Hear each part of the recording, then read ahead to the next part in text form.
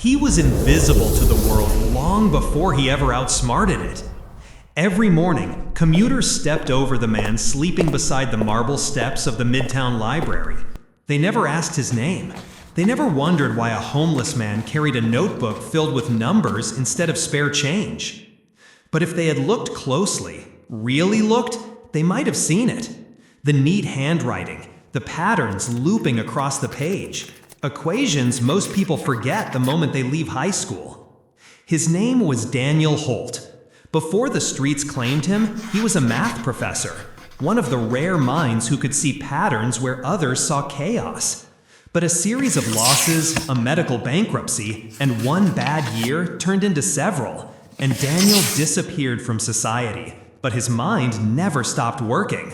He spent his days inside the public library, typing quietly on a dusty computer with a 30-minute time limit. To the security guards, he was just another regular. But behind the screen, he was doing something no one imagined. He was watching the stock market.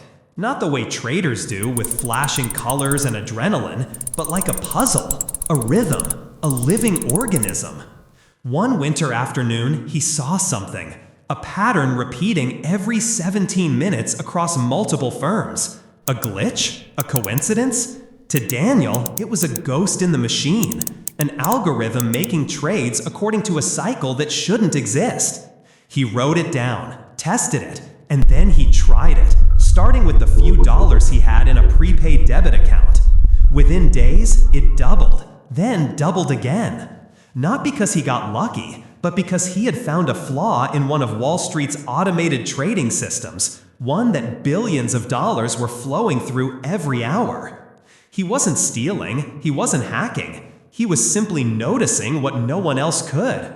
By the third week, the banks finally noticed him, or rather, they noticed the anomaly, a tiny account beating their models, matching trades with impossible precision. A machine? A rogue firm? No, just a homeless man using a public computer.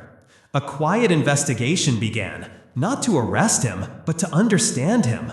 Because what Daniel discovered was bigger than money. It exposed how fragile the system really was, how a single overlooked flaw could bring giants to their knees. When they finally approached him, Daniel didn't run. He just closed his notebook and asked if the library computers were shutting down for the night. Today, he lives in a small apartment funded not by a settlement or a headline, but by something else: respect. Several firms offered him jobs. Only one offered him dignity. Daniel once said he never wanted to be rich. He just wanted to feel human again. Maybe that's the part of this story that scares Wall Street the most, that the person who revealed their weakness wasn't a billionaire or a prodigy in a penthouse, but a man the world refused to see.